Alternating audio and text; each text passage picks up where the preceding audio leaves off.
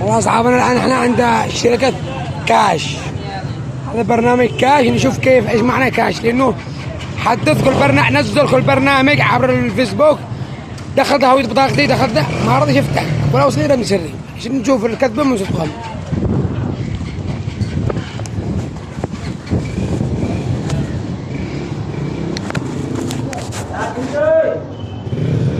داخل هذه شركة ايش كاش.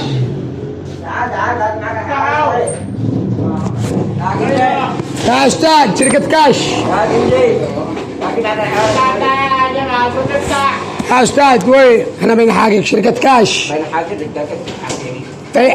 برنامج كاش منو اللي صنعوه؟ على اكوا ولا انتم؟ ايوه موجود. برنامج كاش.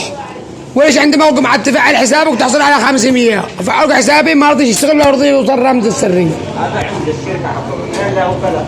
ها؟ انا وكلاء بس. العمده فين المكان؟ الشركه حقهم.